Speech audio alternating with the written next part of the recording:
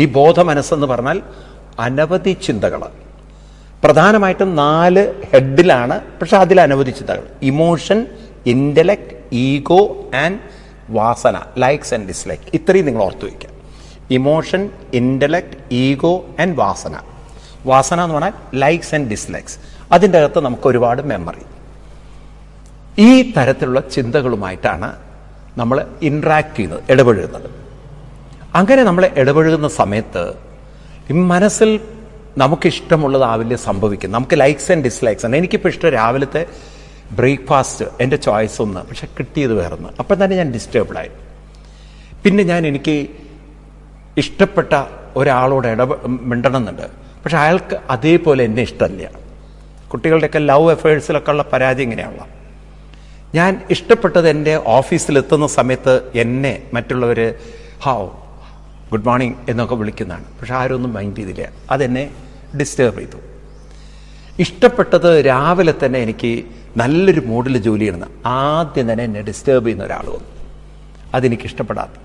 ഇങ്ങനെ ഇഷ്ടങ്ങൾ ഒരുപാടുണ്ടെങ്കിലും ഇഷ്ടപ്പെടാത്തതും അതുപോലെ വരുമ്പോൾ അത് മൈൻഡിലുണ്ടാക്കുന്ന ഒരു ബോറിങ്, ലൈഫിലുണ്ടാക്കുന്ന മടുപ്പ്, അത് നമ്മുടെ സുഖത്തെ, സന്തോഷത്തെ, വിജയത്തെ പാടെ താഴോട്ട് നയിക്കണം.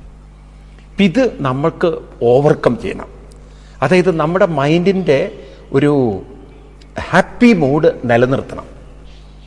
നമുക്ക് ചില ഈ ഇപ്പം നിങ്ങൾ കമ്പ്യൂട്ടറിൽ വർക്ക് ചെയ്യുന്നതുകൊണ്ട് മനസ്സിലാവും. നമ്മളതിനൊരു UPC കൊടുക്കും, ഒരു ബാറ്ററി ബാക്കപ്പ് കൊടുക്കും. അപ്പോൾ ഈ ബാറ്ററി ബാക്കപ്പ് നമ്മൾ UPC കൊടുത്തിട്ടില്ലെങ്കിൽ കറണ്ട് പോയാൽ അതിനെ പെട്ടെന്ന് ഫയലുകളൊക്കെ മിസ്സായി പോകും. കാരണം ഈ കറണ്ട് പോകുന്നതോട് കൂടിയിട്ട് നമ്മൾ സേവ് ചെയ്യാത്തതൊന്നും നമുക്ക് നിലനിർത്താൻ പറ്റില്ല. എന്നാൽ UPC ഉണ്ടെങ്കിൽ അവിടെ അതെല്ലാം നഷ്ടപ്പെടാതെ നിൽക്കും. ഇതുപോലെയാണ് നമുക്ക് ഒരു UPS എങ്ങനെയാണോ നമ്മുടെ ഡാറ്റകൾ നിലനിർത്താൻ സഹായിക്കുന്നത്, അതുപോലെ ഒരു ബാക്കപ്പ് ബാറ്ററി പോലെയാണ് നമുക്ക് ഈ മൈൻഡിനെ കൊണ്ടു നടക്കേണ്ടത്. അപ്പോൾ എപ്പോഴൊക്കെ നമ്മുടെ മൈൻഡിൻ്റെ മൂഡ് മാറുന്നുണ്ടോ, ആ മാറുന്ന മൂഡ് നമ്മളെ എഫക്റ്റ് ചെയ്യാത്ത വിധത്തിൽ, നമ്മളെ ബുദ്ധിമുട്ടിക്കാത്ത വിധത്തിൽ നമ്മുടെ മൂഡിനെ, പോസിറ്റീവ് മൂഡിനെ നമുക്ക് നിലനിർത്തണം. How to keep preserve that positive power in the mind, അത് പഠിക്കേണ്ടതല്ലേ. കാരണം അല്ലെങ്കിൽ നമ്മളെ നെഗറ്റീവ് വളരെ ഇൻഫ്ലുവൻസ് ചെയ്യും, നമ്മളിങ്ങനെ ഇൻജക്റ്റ് ചെയ്ത് കയറും. അതിന് നമുക്ക് ചില കാര്യങ്ങൾ ചെയ്താൽ ഇത് സാധ്യമാണ്. അപ്പം അതിനാരാവണം നമ്മൾ പണ്ഡിത എന്ന് പറഞ്ഞാൽ തൻ്റെ ബോധ മനസ്സിനെക്കുറിച്ച് പഠിച്ചവരാവണം. അപ്പം ഈ ബോധ മനസ്സ് എന്ന് പറയുമ്പോൾ ഈ മനസ്സ് എവിടെയാണ്? അതാണ് കഴിഞ്ഞ ഒരു എപ്പിസോഡിൽ നമ്മൾ ചോദ്യം നിർത്തിയത്. മൈൻഡ് എവിടെയാണ്? ഈ മനസ്സെന്ന് പറയുന്ന ചിന്തകൾ ശ്രദ്ധിക്കണം നിങ്ങൾ. അതിന് മനുഷ്യ ശരീരവുമായിട്ട് യാതൊരു ബന്ധവുമില്ല. സയൻസ് ഈ കാര്യത്തെക്കുറിച്ച് പഠിച്ചിട്ടില്ല. എനിക്ക് ന്യൂറോളജിസ്റ്റുകളോടൊക്കെ പറയാനുള്ളത്, you should further study about this subjects deeply. കാരണം ബോധ മനസ്സ് എന്ന് പറയുമ്പോൾ തന്നെ ഒരു ഭാഗം അതിൽ ബോധമുണ്ട്. ബോധം ഉള്ളതുകൊണ്ടാണ് നമുക്ക് ഈ ചിന്തകളെ അറിയാനും അനുഭവിക്കാനൊക്കെ പറ്റുന്നത്. ബോധത്തിൻ്റെ പ്രത്യേകതയാണ് അറിവ്, അനുഭവം. എനിക്ക് അറിവുണ്ട്, എനിക്ക് അനുഭവം ഉണ്ടെന്ന് പറയാൻ കാരണം ബോധമുള്ളതുകൊണ്ടാണ്. ദുഃഖമുണ്ട് എങ്ങനെ അറിയാം? എനിക്ക് അറിവുണ്ട്, അനുഭവമുണ്ട്. സുഖമുണ്ട്, അറിവുണ്ട്, അനുഭവമുണ്ട്. നിങ്ങൾ എൻ്റെ മുന്നിലിരിക്കുന്നു, കാണുന്നു, ഞാൻ അറിയുന്നു, അനുഭവിക്കുന്നു എന്നൊക്കെ പറയില്ലേ? നമുക്ക് അനുഭവമുണ്ട്. ഇതെൻ്റെ അനുഭവമാണെന്നൊക്കെ പറയുന്നത് ബോധമുള്ളതുകൊണ്ട്. എന്നാൽ ഈ ബോധ മനസ്സ് അത് ബോധത്തിൽ നിന്ന് ഉണർന്നു കഴിഞ്ഞാൽ പിന്നത് പ്രവർത്തിക്കുന്നത് മുഴുവൻ പ്രാണശക്തിയിലാണ്. ഈ ശരീരത്തെ ചലിപ്പിക്കുന്ന ശക്തിയുടെ പേരാണ് പ്രാണശക്തി. ഈ ശരീരം എന്ന് പറയുന്നത് ഒരു എല്ലിൻ കൂടാരം, സ്കെൽട്ടൻ, അതിൽ കുറെ ഫ്ലഷും കവർ ചെയ്ത് വെച്ചിരിക്കുന്ന ഒരു സാധനമാണ്. ഇതിനെ ചലിപ്പിക്കണമെങ്കിൽ ഇതിനൊരു ഫോഴ്സ്, ന്യൂട്ടൺ പറയുന്ന പോലെ ഒരു ഫോഴ്സ് ആവശ്യമുണ്ട്. ഹോഴ്സ് പവർ എന്ന് പറയുമ്പോൾ ഒരു ഫോഴ്സ് ആവശ്യം. ഈ ശരീരത്തെ ചലിപ്പിക്കുന്നത് മുഴുവൻ പ്രാണശക്തിയാണ്.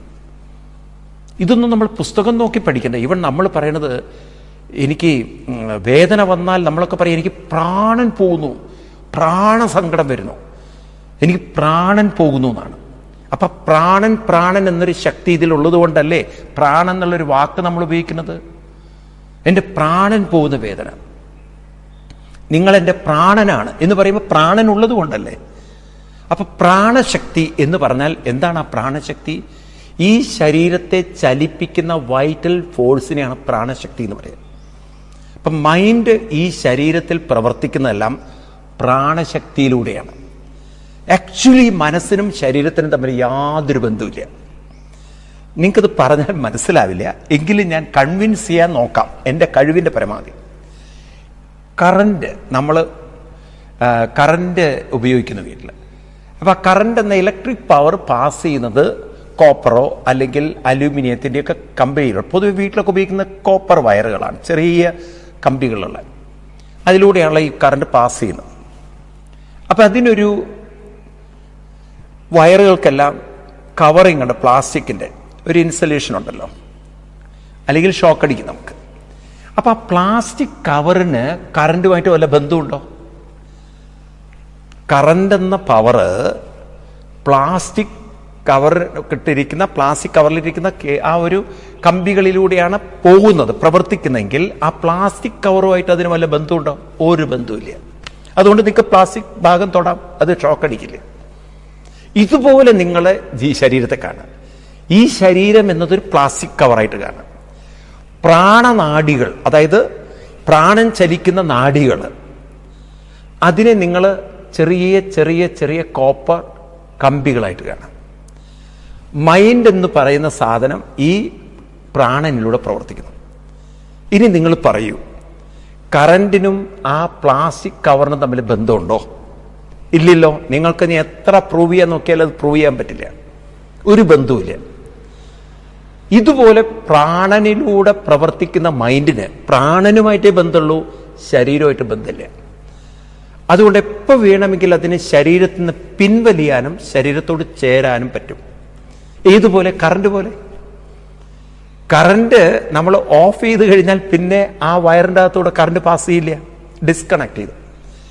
ഇതുപോലെയാണ് രാത്രി നമ്മൾ ഡിസ്കണക്റ്റഡായി മൈൻഡ് ശരീരവുമായിട്ടുള്ള ബന്ധം, അതാ പ്രാണനിലൂടെയുള്ള ബന്ധം വിച്ഛേദിക്കപ്പെട്ടു. പ്രാണനിലൂടെ ഉള്ള ബന്ധം വിച്ഛേദിക്കപ്പെട്ടു മീൻസ് അത് പ്രാണനിലൂടെ പ്രവർത്തിക്കുന്നതില്ല. ഇപ്പൊ നമ്മുടെ ശരീരത്തിന്റെ ഏത് ഭാഗത്ത് തൊട്ടാലും നമുക്ക് അറിയില്ല, കാരണം മൈൻഡ് അവിടെ ഇല്ല. അപ്പോഴും ശരീരത്തിൽ പ്രാണൻ പ്രവർത്തിക്കുന്നുണ്ട്, പക്ഷെ മൈൻഡ് ഇല്ല. അപ്പൊ മൈൻഡ് ഇല്ലാതെ പോകുന്ന അർത്ഥം ശരീരത്തിലായിരുന്നു എങ്കിൽ, അതാണ് സയൻസിന് വലിയ തെറ്റുപറ്റിയെന്ന് ഞാൻ പറയുന്നത്. മൈൻഡ് ശരീരത്തിന്റെ ഒരു ഭാഗമായിരുന്നെങ്കിൽ ഉറക്കത്തിൽ അത് ശരീരത്തിന്റെ ഭാഗമാവണ്ടേ? എന്തേ ശരീരത്തിന്റെ ഭാഗമല്ലാതിരിക്കുന്നത് ഉറക്കത്തില്? അതെവിടുന്നാ ഉണർന്നു വരുന്നത്? അതെവിടെയാ ഉറങ്ങിപ്പോകുന്നത്? ഉറക്കത്തിലേക്ക് പോവുക എന്ന് പറഞ്ഞാൽ ഏതോ ശക്തി അതിനെ ഉറക്കത്തിലേക്ക് വലിക്കണ്ടേ?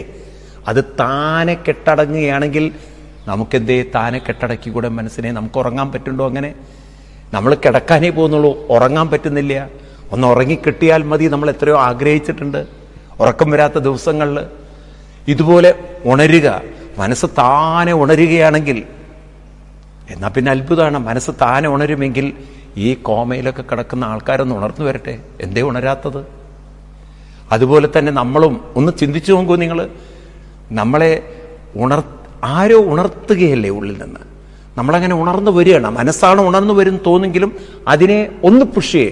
ന്യൂട്ടന്റെ സെക്കൻഡ് ലോ ഓഫ് മോഷൻ പറയുന്നത് ഒരു ഫോഴ്സ് ഉണ്ടെങ്കിലല്ലേ അത് ഉണർന്നു വരുള്ളൂ. ആ ഒരു ഫോഴ്സിലാണത് ഉണർന്നു വരുന്നത്. അപ്പൊ രാവിലെ ഉണർന്നു വരുമ്പോൾ നമുക്ക് ബോധം വരുന്നു. രാത്രി ഉറങ്ങുന്നതോടുകൂടി ആ ബോധം അല്ലെങ്കിൽ ആ ചിന്തകൾ കെട്ടടങ്ങുമ്പോൾ നമ്മുടെ വിചാരം ബോധം പോയി, ബോധം കെട്ടടങ്ങിയതാണ്. ബോധം കെട്ടടങ്ങിയില്ല. അതുകൊണ്ടാണ് ആ ബോധം വീണ്ടും ചിന്തകളെ ഉണർത്തിയപ്പോൾ സ്വപ്നങ്ങളായി മാറി. സ്വപ്നത്തിനും ശരീരത്തിനും തമ്മിൽ യാതൊരു ബന്ധവുമില്ല. ഇത് ശരീരത്തിന്റെ ഭാഗമാണെങ്കിൽ, എനിക്ക് ഈ ന്യൂറോ സയന്റിസ്റ്റുകളോടൊക്കെ ചോദിക്കാനുള്ളത്, നിങ്ങൾ പറയുന്നുണ്ടല്ലോ ഈ ന്യൂറോൺസ് പ്രവർത്തിച്ചിട്ട് അതിന്നുണ്ടാകുന്ന ഒരു കറണ്ടാണ്, ഒരു ഇലക്ട്രിക് വേവ്സ് ആണ്, മാഗ്നറ്റിക് ഇലക്ട്രിക് വേവ്സ് ആണ് ഈ തോട്ട്സുകൾ ഉണ്ടാക്കുന്നതെന്നുള്ളത്. നിങ്ങൾക്കൊരു പക്ഷേ ആളുകളെ തെറ്റിദ്ധരിപ്പിക്കാൻ പറ്റുമായിരിക്കാം, പക്ഷേ നിങ്ങൾ അതിനുത്തരം പറയൂ. ഈ ഉറങ്ങിക്കിടക്കുന്ന ആൾ സ്വപ്നത്തിലേക്ക് പോകുമ്പോൾ എന്തേ ചില ന്യൂറോൺസുകൾ പ്രവർത്തിക്കുന്നു, ചില ന്യൂറോൺസ് പ്രവർത്തിക്കില്ല. Who decides, who determine, who selected ഇതങ്ങനെ പ്രവർത്തിക്കണം എന്നുള്ളത്? എന്താ അത്? ഒരു ഭാഗം. എന്നാൽ പിന്നെ ഈ മനുഷ്യൻ ഉറങ്ങിക്കിടക്കുന്ന ആളുടെ തലയിൽ ഇത്രയും സ്വപ്നങ്ങളൊക്കെ കിടക്കുമ്പോഴും അയാളുടെ കണ്ണ് നോക്കൂ, രാവിലെ ഉണരുമ്പോൾ കണ്ണ് ഉണരുന്നുണ്ട്. നിങ്ങളുടെ ഭാഷയിൽ പറഞ്ഞാൽ തോട്ട്സുകൾ ഉണർന്നാൽ കണ്ണ് ഉണരണം. പക്ഷെ സ്വപ്നം കാണുന്ന ആളുടെ കണ്ണ് ഉണരുന്നില്ല. അതെന്തേ? ആ സമയത്ത് തോട്ട്സുകൾ ഉണർന്നിട്ടും കണ്ണുകൾ കണക്റ്റഡ് ആവാത്തത്, കണ്ണുകൾ ഉണരാത്തത്, ശരീരവുമായി കണക്റ്റ് ആവാത്തത്. അപ്പൊ എവിടെയാണ് ന്യൂറോൺസ്? Who decides? എന്നും സ്വപ്നത്തിൽ ഒരു കോയിൻസിഡൻസ് സംഭവമാണ് ചപ്പോട്ടെ. ഇത് എവറി ഡേ നമ്മൾ ഡ്രീം കാണുമ്പോൾ ഉള്ള അവസ്ഥയാണ്. അപ്പൊ എന്തോ ഇത് ബ്രെയിനിനും അതീതമായിട്ടൊരു സംഭവമാണ്. കാരണം ഇത് ബ്രെയിൻ്റെ ഭാഗമാണെങ്കിൽ, ബ്രെയിൻ്റെ ഭാഗമാണ് കണ്ണ്, ബ്രെയിൻ്റെ ഭാഗമാണ് നമ്മുടെ ഫീലിങ്സ്. അപ്പം നമ്മൾ സ്വപ്നം കാണുമ്പോഴും ബ്രെയിൻ ആക്റ്റീവ് ആവണം. ഇനിയിപ്പോൾ ഒരു പകുതി പാർട്ടാണ് ആക്റ്റീവ് ആയെങ്കിൽ അത്രയും പകുതി പാർട്ടിന് ബോഡിയായിട്ടൊരു ബന്ധം ഉണ്ടാവില്ലേ? എന്നാൽ ഈ സ്വപ്നത്തിൽ നമ്മുടെ ഒരു പാർട്ടിനും ഒരു ബന്ധവുമില്ല, എന്നാൽ സ്വപ്നം ആക്റ്റീവാണ്. അപ്പം തോട്ട്സുകൾ ആക്റ്റീവാണ്. ബ്രെയിൻ എന്ന് പറയുന്ന ശരീരത്തിൻ്റെ ഭാഗമായിട്ടുള്ള ഇതൊന്നും ആക്റ്റീവ് അല്ല. അതുകൊണ്ട് ശരീരത്തിൻ്റെ ഒരു ഭാഗമായിട്ട് നമുക്ക് യാതൊരു ബന്ധവുമില്ല. അപ്പം എന്തോ അവർ പഠിച്ചതിലൊരു വലിയൊരു കുറവുണ്ട്. അത് മനസ്സിലാക്കുക നമ്മൾ. ഞാൻ ഏതായാലും അത്തരം വിഷയങ്ങളിലേക്ക് കൂടുതൽ കടക്കുന്നില്ല. നമുക്ക് നമ്മുടെ വിഷയം തന്നെ ധാരാളം പഠിക്കാനുള്ളത് കൊണ്ട് നമ്മൾ ഇതിനെക്കുറിച്ച് കൂടുതൽ പഠിക്കാം. അപ്പം എന്താണ് ഭാരതീയ ഋഷിവര്യന്മാർ മനസ്സിലാക്കിയിരിക്കുന്നത്? ഒരാളുടെ മനസ്സ് ഉണർന്നു വരുന്ന ബോധത്തിൽ നിന്നാണ്. കാരണം അത് പറയാൻ കാരണം, സ്വപ്നത്തിലും നമുക്ക് ബോധമുണ്ട്, ഉണർന്നിരിക്കുമ്പോഴും ബോധമുണ്ട്, സ്വപ്നത്തിൽ നിന്ന് ഉണർന്നു വരുമ്പോഴും ബോധമുണ്ട്. അപ്പം ബോധം കോമൺ ആണ്. എന്നാൽ സ്വപ്നത്തിലുള്ള ചിന്തകളല്ല ഉണർന്നിരിക്കുമ്പോഴുള്ള ചിന്തകൾ. ഇനി ഉണർന്നിരിക്കുമ്പോൾ തന്നെ പല ചിന്തകളും മാറി മറയുന്നുണ്ട്, സന്തോഷം, ദുഃഖം. പക്ഷെ ബോധം, ഞാനെന്ന ബോധം എപ്പോഴും അവിടെയുണ്ട്. ദുഃഖിക്കുമ്പോഴും എനിക്ക് ബോധമുണ്ട്, സന്തോഷിക്കുമ്പോഴും ബോധമുണ്ട്. അപ്പോൾ ബോധം അതിലെ കോമൺ ഫാക്ടറാണ്. ആ കോമൺ ഫാക്ടറായ ബോധത്തിൽ നിന്നാണ് ഈ തോട്ട്സുകൾ പുറത്തേക്ക് വരുന്നത്, പ്രകടമാവുന്നത്. അത് പ്രകടമായാൽ പ്രാണനോടുകൂടി ചേർന്നിട്ടാണ്, പ്രാണശക്തിയുമായി ചേർന്നിട്ടാണ് നമ്മുടെ ശരീരത്തിൽ വ്യാപിക്കുന്നത്. തലച്ചോറ് മുതൽ കാല് വരെ. നിങ്ങൾ തലയുടെ ഉള്ളിലാണ് മനസ്സെന്ന് പറഞ്ഞാൽ തെറ്റും. കാലിൻ്റെ പെരുവിരലിന് ഒരു ചവിട്ട് കിട്ടിയാൽ അവിടെയും വേദന വരും. അപ്പം അവിടുത്തെ ആ വേദന നമ്മളൊരു പറയും നമ്മുടെ തലച്ചോറ് അതായിട്ട് കണക്ട് ചെയ്തുകൊണ്ടാണ്. ഓക്കെ, സമ്മതിച്ചു. പക്ഷേ ഈ തലച്ചോറ് അവിടുന്ന് കണക്ട് ചെയ്തുകൊണ്ടാണല്ലോ ഈ മനസ്സ് നമുക്ക് മുകളിൽ നിന്ന് താഴോട്ട് പോകുന്നത്. വേദന നമുക്ക് കാലിലാണല്ലോ അനുഭവപ്പെടുന്നത്, തലയിലല്ലല്ലോ അനുഭവപ്പെടുന്നത്. അപ്പോൾ അവിടെ വേദന അനുഭവപ്പെടണമെങ്കിൽ, അവിടെ അത്രയും സെൻസിറ്റീവായിട്ട് ഫീൽ ചെയ്യണമെങ്കിൽ മൈൻഡ് അവിടെ എത്തണം. മൈൻഡ് അവിടെ തന്നെ നിൽക്കും. നിങ്ങൾ നോക്കൂ, വേദനിക്കുന്ന ഒരാളുടെ മനസ്സെപ്പോഴും ആ വേദനയുള്ള ഭാഗത്ത് തന്നെയായിരിക്കും. അപ്പം കാലിനെക്കുറിച്ച് എപ്പോഴും നമ്മൾ വറീഡായിരിക്കും. ഓ എൻ്റെ കാല്, എൻ്റെ കാല്, എൻ്റെ കാല്, എൻ്റെ കാല് വേദനിക്കുന്നു. കാലിൽ തന്നെയാണ് മനസ്സിരിക്കുന്നത്. അപ്പോൾ ഒരു ഡോക്ടറുടെ അടുത്ത് പോയി നമ്മളത് ഓപ്പറേറ്റ് ചെയ്യാൻ നോക്കുമ്പോൾ ഡോക്ടർ പറയും അനസ്തീഷ്യ തരണമെന്ന്. കാരണം അത്രയും പെയിൻ ഉള്ളതുകൊണ്ട് ആ ഭാഗം അങ്ങോട്ട് മരവിപ്പിക്കുമ്പോൾ, പ്രാണനിലൂടെ മനസ്സ് പ്രവർത്തിക്കുന്നത് ഇല്ലാതാകുമ്പോൾ, ശ്രദ്ധിക്കണം, പ്രാണനിലൂടെ മനസ്സ് പ്രവർത്തിക്കുന്നത് ഇല്ലാതെയാകുമ്പോൾ നമുക്ക് വേദന അറിയുന്നില്ല. ഇന്നിപ്പോൾ അങ്ങനെയുള്ള ഓപ്പറേഷനൊക്കെ, ആ ഓപ്പറേഷനിൽ അനസ്തീഷ്യ കൊടുക്കുമ്പോൾ ആ ഭാഗം മരവിപ്പിക്കുകയാണ്. അപ്പോൾ പിന്നെ പ്രാണൻ അതിലൂടെ പ്രവർത്തിക്കുന്നില്ല, അല്ലെങ്കിൽ പ്രാണന്റെ ഫ്ലോയിലൂടെ മനസ്സ് പ്രവർത്തിക്കാതെ വരുമ്പോഴാണ് ആ ഭാഗത്തേക്കുള്ള മൈൻഡിന്റെ പ്രവർത്തനം ഡിസ്കണക്റ്റ് ആകുമ്പോഴാണ് നമ്മളെ വേദനകൾ ബാധിക്കാത്തത്. സമ്മതിക്കില്ലേ നിങ്ങൾ? ഇത് സമ്മതിച്ചല്ലേ പറ്റുള്ളൂ. ചില ആളുകൾക്ക് അവരുടെ അവരുടെ നെർവ് സിസ്റ്റങ്ങൾ, അവരുടെ നാഡീ സിസ്റ്റങ്ങൾ താളം തെറ്റാറുണ്ട്. നമ്മൾ പാരലൈസ്ഡ് ആവുക എന്നൊക്കെ പറയില്ലേ, തളർന്നു പോവുകയെന്ന്. അങ്ങനെയുള്ളവരുടെ ശരീരം കുഴഞ്ഞു പോയാൽ അവരുടെ മൈൻഡ് പ്രവർത്തിക്കുന്നില്ല. കാരണം പ്രാണൻ പ്രവർത്തിക്കാതിരുന്നാൽ മൈൻഡും പ്രവർത്തിക്കില്ല. അപ്പം മൈൻഡിന് ഡയറക്റ്റായിട്ട് ബോഡിയായിട്ടല്ല കണക്ഷൻ, മൈൻഡിന് പ്രാണനുമായിട്ടാണ് കണക്ഷൻ. പ്രാണപ്രവർത്തനങ്ങൾ ഡിസ്റ്റർബ്ഡ് ആയാൽ മൈൻഡ് ആ ഭാഗത്ത് പിന്നെ പ്രവർത്തിക്കില്ല. ക്ലിയർ ആണോ? പ്രാണൻ മനസ്സിനെ ശരീരത്തിൽ നിന്ന് വേർപ്പെടുത്തിയാൽ, മരണം എന്ന് പറയുന്ന പ്രക്രിയ എന്താണ്? പ്രാണൻ മനസ്സിനെ വേർപ്പെടുത്തുന്ന പ്രക്രിയയുടെ പേരാണ് മരണം.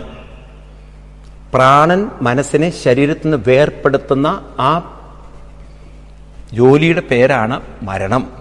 ഇപ്പോൾ ഒരാൾ മരിച്ചു എന്ന് പറഞ്ഞു കഴിഞ്ഞാൽ പ്രാണൻ മനസ്സിനെ വേർപ്പെടുത്തലാണ്. അദ്ദേഹം പറഞ്ഞ മറ്റുള്ളവർ സോൾ എന്ന് പറയുന്നത് എന്താണെന്ന് എനിക്കറിയില്ല. ഇവിടെ സോൾ എന്ന് പറഞ്ഞാൽ പ്രാണനും മനസ്സും ചേർന്നിരിക്കുന്ന അവസ്ഥയുടെ പേരാണ് സോൾ. അപ്പൊ നമ്മുടെ മനസ്സിനെ പ്രാണൻ വേർപ്പെടുത്തുക. മനസ്സിലായില്ല? നിങ്ങൾക്കത് സയന്റിഫിക്കലി മനസ്സിലാക്കി തരാം. ഇതൊക്കെ പറയുന്നത് ഇവിടെ തന്നെ നമുക്ക് പ്രൂവ് ചെയ്യാം. മരിച്ചു കിടക്കുന്ന ഒരാളുടെ ശരീരത്തിന് ചലനമില്ല, അത് സമ്മതിക്കല്ലോ.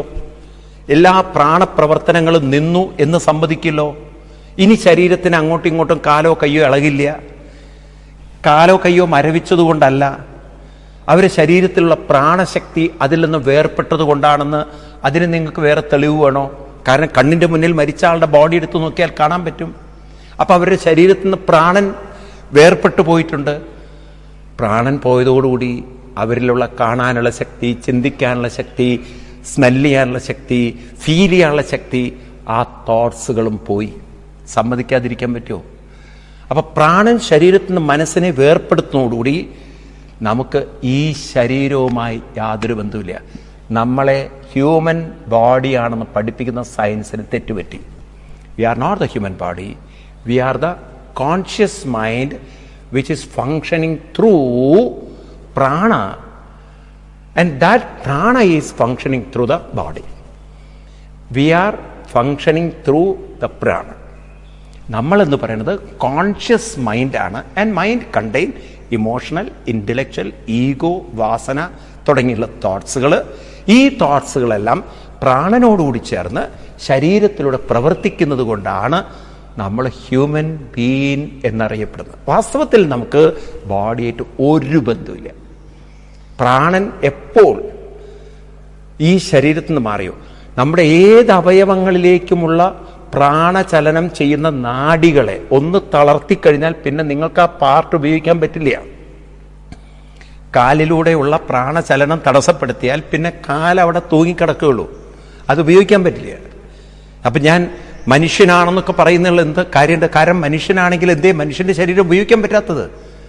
സാർ, നിങ്ങൾക്ക് ശരീരമായിട്ടുള്ള കണക്ഷൻ, നമ്മൾ നേരത്തെ പറഞ്ഞ പോലെ വയറിൻ്റെ ഉള്ളിൽ കൂടെ കറണ്ട് പോകുമ്പോൾ അതിന് ആ ഉള്ളിലുള്ള കോപ്പർ കമ്പികളായിട്ട് ബന്ധം, അതിൻ്റെ ഔട്ടർ സർക്കിളായിട്ട് ഒരു ബന്ധമില്ല. ഇതുപോലെ പ്രാണൻ എന്നതാണ് ഈ കമ്പികൾ, അതിലൂടെയാണ് മൈൻഡ് എന്ന ശക്തി പ്രവർത്തിക്കുന്നത്, കറണ്ട് പ്രവർത്തിക്കുന്നത്. മനസ്സിലാവുണ്ടോ നിങ്ങൾക്ക്? അപ്പം അതുകൊണ്ട് ഈ കാര്യങ്ങൾ, അതാണ് ഞാൻ പറഞ്ഞത്, നമ്മൾ പഠിക്കാത്ത കാര്യങ്ങളാണ് ഗീത പഠിപ്പിക്കുന്നത്. ഇതൊക്കെ ആര് പറഞ്ഞുന്നുണ്ട് നമുക്ക്? നമ്മൾ എന്തൊക്കെ തെറ്റാ നമ്മളെക്കുറിച്ച് മനസ്സിലാക്കിയിരിക്കുന്നത്? പല കോംപ്ലക്സുകൾ ആളുകൾ കൊണ്ടു നടക്കുകയാണ്. ശരീരത്തിന് ഉയരില്ല, എനിക്ക് വലിപ്പമില്ല, ഞാൻ കറുത്തുപോയി, എൻ്റെ ശരീരത്തിൻ്റെ ഷേപ്പ് ശരിയല്ല, എൻ്റെ മുഖത്തിൻ്റെ ഭംഗി ശരിയല്ല.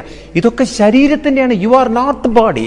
ബിക്കോസ് ബോഡി എന്ന് പറയുന്ന സാധനം ഒരു പ്ലാസ്റ്റിക് കൂട് പോലെ അതിൻ്റെ ഔട്ടർ സർക്കിളാണ്.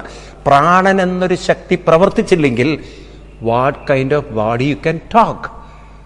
ഒന്നും നിങ്ങൾക്ക് മിണ്ടാൻ പോലും പറ്റില്ല. നിങ്ങളുടെ പ്രാണശക്തി ഇതിലൂടെ പ്രവർത്തിച്ചിട്ടില്ല എങ്കിൽ, നിങ്ങളുടെ ചില നെർവ് സിസ്റ്റം, നിങ്ങളുടെ നാഡി സിസ്റ്റം തകരാറില്ലായിപ്പോയാൽ നിങ്ങൾക്ക് കൈ എങ്ങനെ തൂങ്ങിക്കിടക്കുകയുള്ളൂ സാർ. നിങ്ങൾക്കത് ഉപയോഗിക്കാൻ പറ്റില്ല. നിങ്ങൾ ഇതുവരെ അഭിമാനിച്ചുകൊണ്ടിരുന്ന ബോഡിയെ ഒരു നിമിഷം കൊണ്ട് നിങ്ങൾക്ക് യൂസ്ലെസ് ആയി മാറി.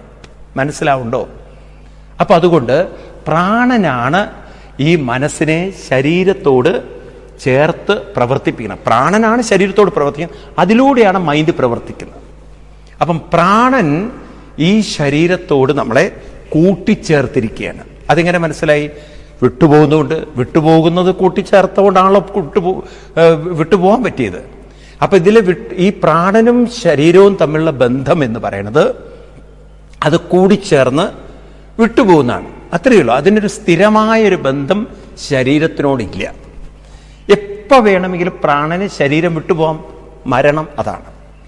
അപ്പം മരണം എന്ന് പറഞ്ഞാൽ പ്രാണമനസ്സ് ശരീരത്തിൽ നിന്നും വിട്ടുപോകുന്നതാണ്. ഇനി മനസ്സിലാക്കൂ, ആ വിട്ടുപോയ പ്രാണനോ വിട്ടുപോകുന്ന മനസ്സിനോ ഒരു നാശവും ഇല്ല. അപ്പം ഞാൻ എന്ന് നിങ്ങളും ഞാനും പറയുന്ന ഞാൻ ഉണ്ടല്ലോ, ഞാനെന്ന് പറഞ്ഞാൽ ഞാനല്ല, നമ്മളിലൊക്കെ ഉള്ള ഞാൻ, അത് ചിന്തകളാണെന്ന് അംഗീകരിക്കാലോ. കാരണം ചിന്തകൾ ഉണരുമ്പോഴാണല്ലോ ഞാനുള്ളത്. ആ ഞാൻ എന്ന ചിന്തയ്ക്ക് നാശമില്ല. എന്താ അങ്ങനെ പറയാൻ കാരണം? ശ്രദ്ധിക്കുക നിങ്ങൾ, ഇന്നത്തെ മോഡേൺ സയൻസ് വെച്ചിട്ട് നിങ്ങൾക്ക് ആക്സെപ്റ്റ് ചെയ്യാം, energy can B destroy. Energy destroy ചെയ്യാൻ പറ്റില്ല. അപ്പൊ പിന്നെ പ്രാണന് ഡിസ്ട്രക്ഷൻ ഉണ്ടോ, നാശമുണ്ടോ? പ്രാണനിൽ ചേർന്നിരിക്കുന്ന തോട്ട്സിന് ഡിസ്ട്രക്ഷൻ ഉണ്ടോ? ഉണ്ടാവാൻ പറ്റില്ല. കാരണം എനർജി കാൺ ബി ഡിസ്ട്രോയിഡ്. ഞാൻ പറഞ്ഞല്ല, ആൽബർട്ട് ഐൻസ്റ്റൈൻ തെളിയിച്ചിട്ടുള്ളതാണ്. എങ്കിൽ പ്രാണന നാശമില്ലല്ലോ. അപ്പൊ നമുക്ക് നാശമുണ്ടോ? നമുക്ക് മരണമുണ്ടോ? നമുക്ക് എവിടെയാ നാശമുള്ളത്? ഇതല്ലേ സയൻസ്. അത് മനസ്സിലാക്കിയ ആളുകളാണ് പണ്ഡിതന്മാർ.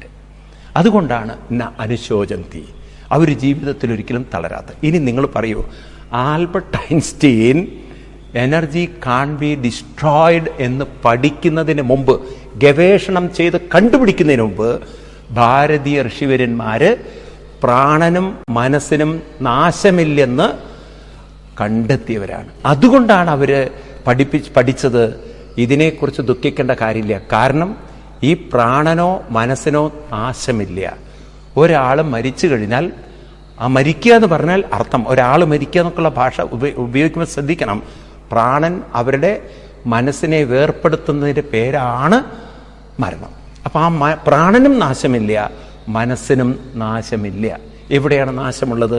അതുകൊണ്ട് നമ്മളൊന്നും ദുഃഖിക്കേണ്ട യാതൊരു കാര്യമില്ല. ഇനി ആ പ്രാണൻ എന്ത് സംഭവിക്കുന്നു, മനസ്സിനെന്ത് സംഭവിക്കുന്നു എന്നൊക്കെ ഇനി തുടർന്ന് പഠിക്കാണ്ട്, ധാരാളം പഠിക്കാണ്ട്. നമ്മളതിൻ്റെ ഒരു തുടക്കത്തിലാണ് നിൽക്കുന്നത്. ഞാൻ അറ്റ്ലീസ്റ്റ് നിങ്ങളെ ഓർമ്മിപ്പിക്കാനാണ്. നമ്മൾ ഇത്രയും മനസ്സിലാക്കുക, നമ്മളെന്ന് പറയുന്ന ബോധമനസ്സാണ്. ആ ബോധമനസ്സ് ഉണർന്നു വന്ന ബോധത്തിൽ നിന്നാണ്. അത് പ്രവർത്തിക്കുന്നത് പ്രാണനിലൂടെയാണ്. പ്രാണനാണ് ശരീരത്തിലേക്ക് മനസ്സിനെ ചേർത്ത് വെക്കുന്നത്. വാസ്തവത്തിൽ മനസ്സിനും ബോഡിക്കും തമ്മിൽ ബന്ധമില്ല, പ്രാണനിലൂടെയുള്ളൊരു ബന്ധമേ ഉള്ളൂ. മനസ്സിലായില്ലേ? പ്രാണനിലൂടെ ഉള്ളൊരു ബന്ധമേ ഉള്ളൂ. അതാണ് അതിൻ്റെ സത്യം. അപ്പം അതായത് ഒരു വീട്ടിലൊരു പെൺകുട്ടി കല്യാണം കഴിച്ചു ഒരു പയ്യനെ കൊണ്ടുവന്നാൽ ആ പയ്യന് പെൺകുട്ടിയുടെ അച്ഛനും അമ്മയും തമ്മിലുള്ള ബന്ധം എങ്ങനെയാണ്? പെൺകുട്ടിയിലൂടെ ഉള്ളൊരു ബന്ധമേ ഉള്ളൂ, നേരിട്ടുള്ളൊരു ബന്ധമില്ല. കാരണം കല്യാണം കഴിച്ചിരിക്കുന്ന ഭാര്യയുടെ അച്ഛനമ്മമാരാണ്. എന്നതുപോലെ മനസ്സിനും ശരീരത്തിനും നേരിട്ട് ബന്ധമില്ല, അത് പ്രാണനിലൂടെ ഉള്ളൊരു ബന്ധമേ ഉള്ളൂ. അപ്പം അതുകൊണ്ട് പ്രാണൻ വിട്ടുപോയാൽ ആ പ്രാണൻ ഒരിക്കലും നാശമില്ല. കാരണം എനർജി കാൺ ബി ഡിസ്ട്രോയിഡ്. ഇനി ആ പ്രാണനിലുള്ള മനസ്സിനും നാശമില്ല. കാരണം അതും എനർജിയാണ്, സൂക്ഷ്മ ഊർജ്ജമാണ്. അതിനെ കണ്ണുകൊണ്ട് ഇതുവരെ മനസ്സിനെ കാണാൻ ഒരു സ്കാനിങ് സിസ്റ്റത്തിനും സാധിച്ചിട്ടില്ല. അതുകൊണ്ട് അതിനും നാശമില്ല. നാശമില്ലാത്തതിനെക്കുറിച്ച് ദുഃഖിക്കേണ്ട കാര്യമില്ല. അത് നാശമില്ല എന്ന് വളരെ വ്യക്തമായി ബോധ്യപ്പെട്ട, വ്യക്തമായി തൻ്റെ ഉള്ളിൽ ഉറച്ച ബോധ്യപ്പെട്ട, കൺവിൻസ്ഡായ ആളുകളെയാണ് പണ്ഡിതന്മാരെന്ന് പറയുന്നത്. അതുകൊണ്ടാണ് അനുശോചന്തി, അവരൊരിക്കലും ദുഃഖിക്കുന്നില്ല. പോയവരെക്കുറിച്ചും, അതായത് പ്രാണൻ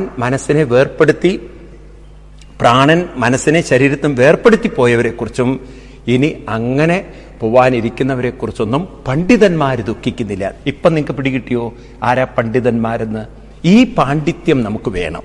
കാരണം നമ്മുടെ ജീവിതത്തിലും ഒരിക്കലും തളരാതിരിക്കണമെങ്കിൽ നമുക്കും ബോധമനസ്സിനെക്കുറിച്ചും അതിൻ്റെ പ്രവർത്തനങ്ങളെക്കുറിച്ചും സൂക്ഷ്മമായ അറിവുണ്ടാവണം. എന്നിട്ട് ഇനി നമ്മൾ ആദ്യത്തെ ആ ഒരു ഭാഗം നോക്കാം. ആ ശ്ലോകത്തിലെ അശോച്യാനന്യശോചസ്തം പ്രജ്ഞാവാദം ച ഭാഷസേ. അർജുന, അശോച്യാൻ, ശോചിക്കേണ്ടതില്ലാത്തവരെക്കുറിച്ച്, ദുഃഖിക്കേണ്ടവരില്ലാത്തവരെക്കുറിച്ച്.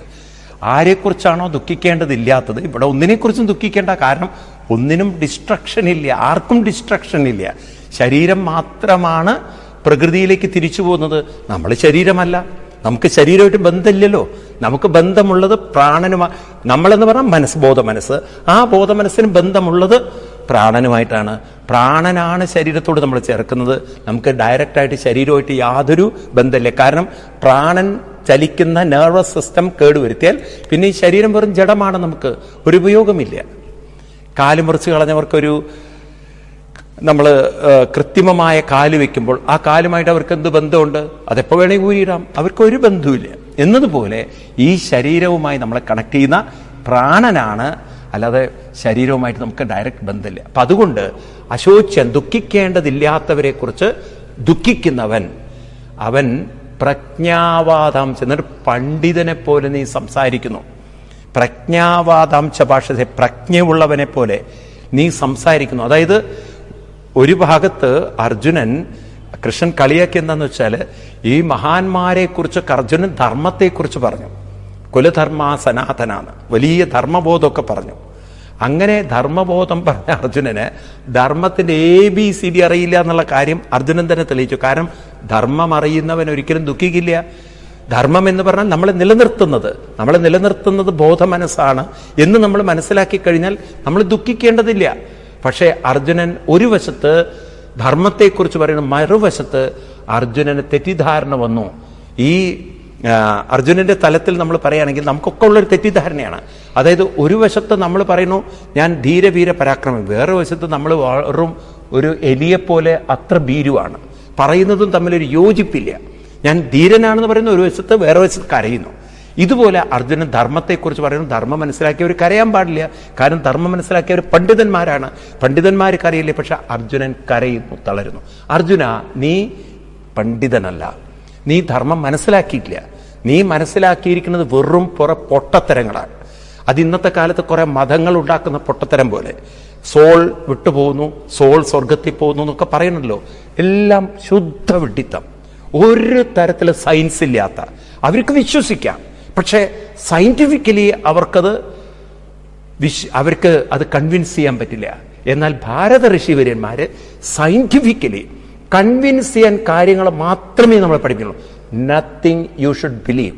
ഒന്നും ബ്ലൈൻഡ്ലി വിശ്വസിക്കില്ല.